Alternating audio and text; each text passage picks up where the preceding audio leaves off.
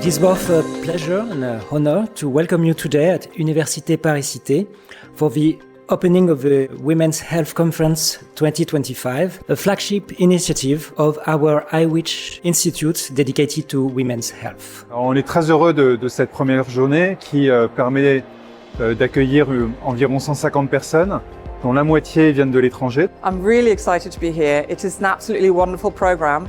And the reason is why it's so wonderful. It's so interdisciplinary. Il y a à la fois des historiens, des anthropologues, des sociologues, en compagnie des médecins, des gynécologues, etc. Et donc on regarde à la santé des femmes à la fois dans une longue durée pour comprendre les mécanismes des inégalités de santé, et puis on regarde la santé de la femme pas seulement d'un point de vue juste gynécologique et obstétrique, mais vraiment sur toute la durée de la vie des femmes. This Women's Health Conference 2025 is therefore more than an academic gathering. It is a global platform to build a healthy and fair future.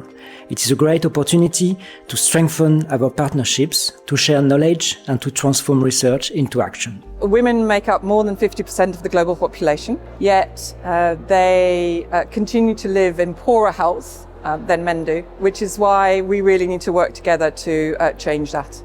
This year, we have colleagues and friends from 26 countries and 5 continents for this conference.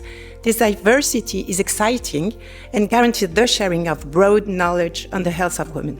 Now, this conference is part of an ambitious international initiative. On a réussi à conforter un partenariat très fort avec 3 universités étrangères, l'Université de Singapour, avec qui on travaille maintenant depuis 3 ans, mais là depuis l'année dernière avec l'université de Harvard et de Stanford. I'm excited to see what feels like exponential growth of academic institutions coming together to form an alliance of women's health researchers. Remember where we are starting. We are trying to fill a research gap. Sur la santé des femmes, il reste énormément de choses à faire et la recherche n'a pas été financée et n'a même pas été identifiée, donc on est vraiment au tout début.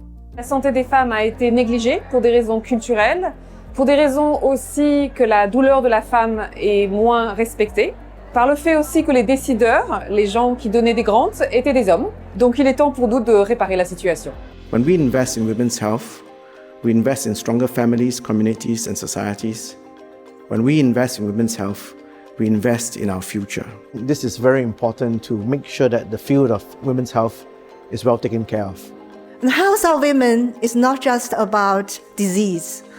General health and well-being are equally, maybe even more important. For improving women's health, a shift towards more preventive care is crucial. We really need to do more, put more into action to promote and improve women's health. We not only generate the knowledge, but we also create the environment where that knowledge can be translated in the less than 17 years it takes for innovation to become actionable. Let's try to close that gap, and I think we can do that by continuing to be audaciously committed to partnerships.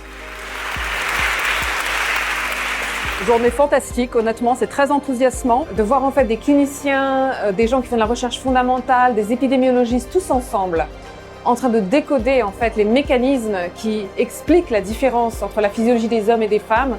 Je pense qu'on est dans un moment qui va changer l'histoire et je suis très heureuse de faire partie de cette conférence. Really, we can make a difference for women's health. That was my hope.